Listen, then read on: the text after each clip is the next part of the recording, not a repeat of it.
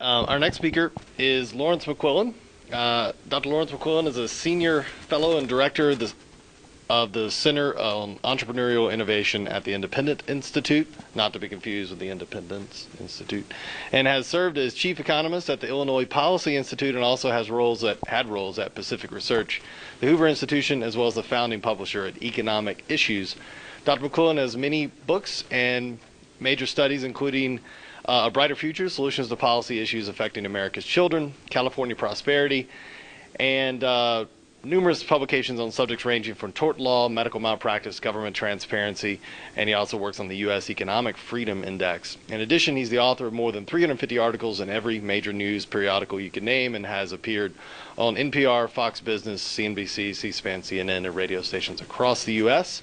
He further created the California Golden Fleece Awards to highlight, I love it, to highlight a state or local spending program or regulation that fleeces California taxpayers, consumers, or businesses.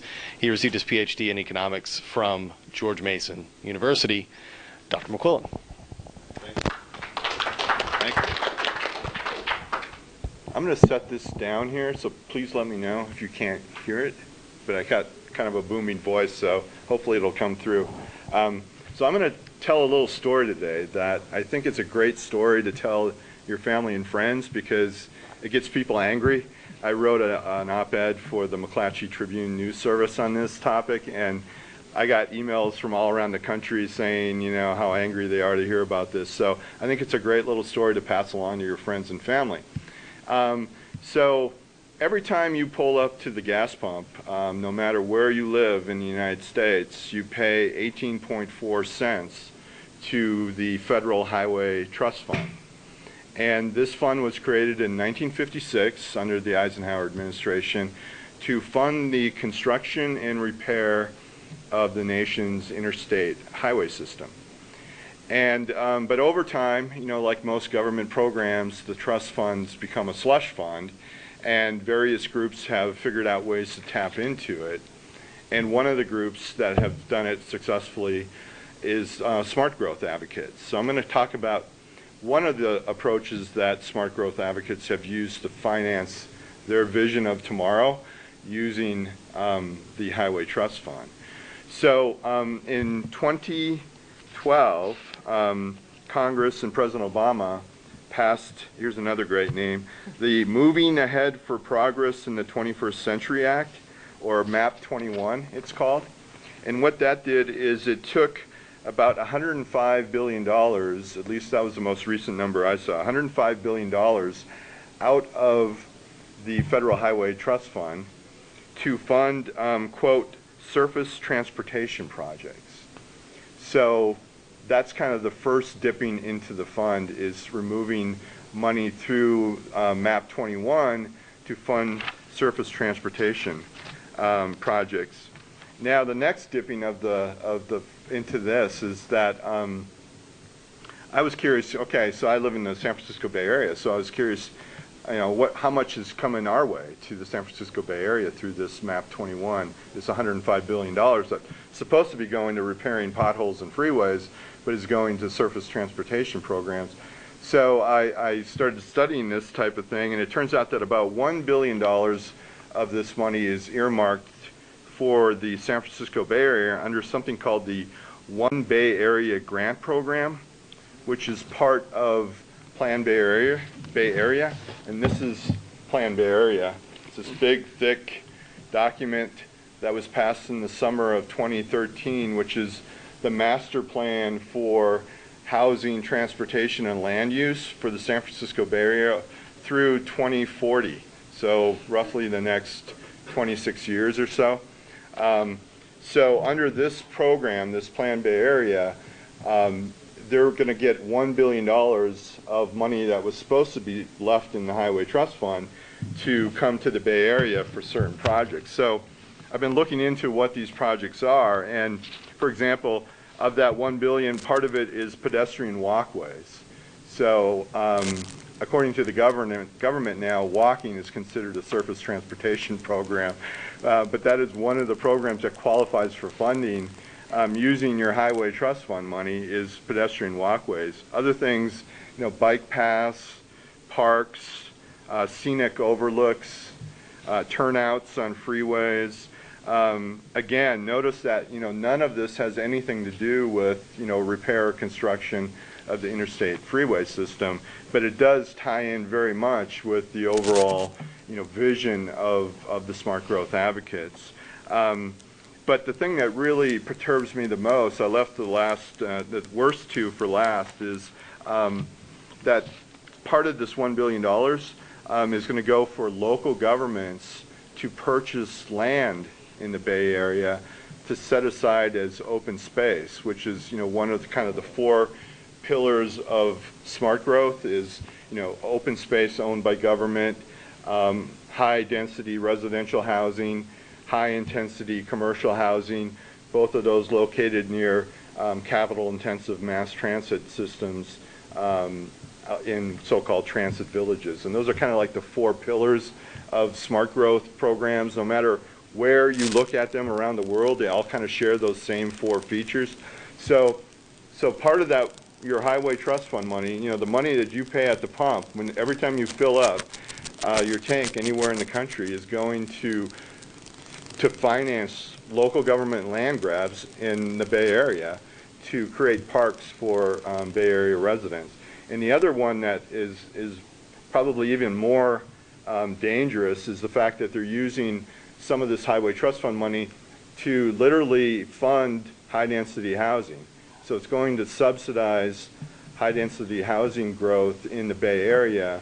And again, under Plan Bay Area, this master plan, 80% of the future population growth of the Bay Area is supposed to fit into just 5% of the land area in the entire Bay Area. So that's an additional 2 million people over the next 26 years that are supposed to fit into just a 5% area of the land that's been set aside as so-called priority development areas, or PDAs. So part of your gas tax money then is going to finance construction of these high-density housing in these set-aside PDAs under Plan Bay Area.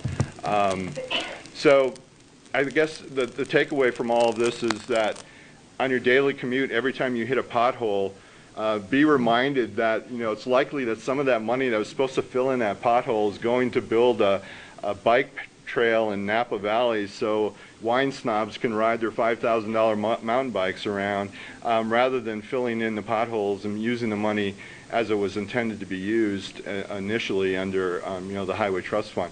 So that's how smart growth really works, and it's completely unfair and unjust. And I think that the more that people find out about this, of course, by writing this article, I found a lot of people have no idea that this is happening, and when they find out, I mean, they're fit to be tied. I mean, they are angry to find out that money is going to fund kind of the lifestyle or the vision of smart growth advocates rather than using it the way it was intended to be used.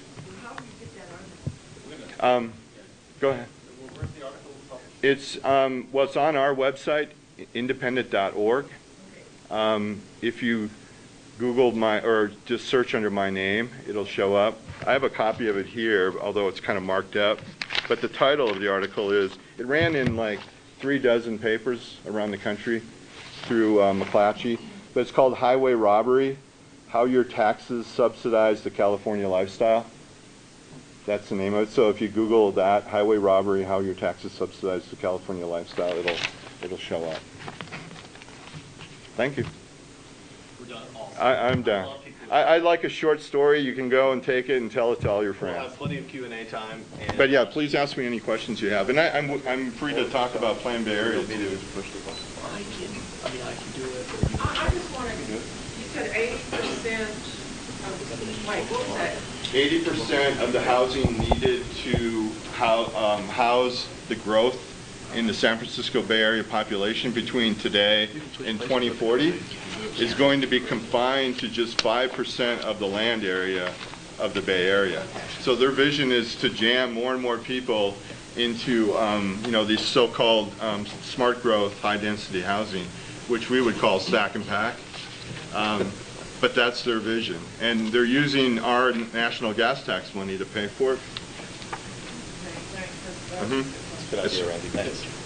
It's worth noting that only 17% of the land area in the Bay Area is urbanized. So when they say they're going to put 80% of the development in 5%, it means they're going to take almost a third of the area that's already urbanized and redevelop it. So there's a very good chance, if you live there, that your house is slated to be blown up so they can put a high-density housing development there. Right. Already about 75% of the land area in the Bay Area is off limits to further development because of various restrictions. So already you're confined to just being able to use 25% of it for growth. And as you said, I mean, most of this is going to be basically redevelopment rather than new development. And I wrote an article also for the San Jose Mercury News explaining how most of these PDAs, where all this new housing is supposed to be built under Plan Bay Area, is targeting, you know, neighborhoods where people are mainly, you know, minorities, seniors, people who are not politically connected for the most part. So they're targeting, you know, the underserved populations, going after their neighborhoods for this so-called, you know, vision of the future. Yes. Well, it's not blighted. I mean, one man's blight's another man's house, right? I mean, Castle. I mean that's their explanation for it. But these are people who have lived in these neighborhoods for years. They have, you know, networks of support. They have family. They have jobs nearby. They're close to mass transit, you know, the bus. But those are exactly the neighborhoods they're targeting because these people aren't politically connected. We're going to have time for questions, so definitely save some. And he did, you know, use his time most wisely, so we appreciate that.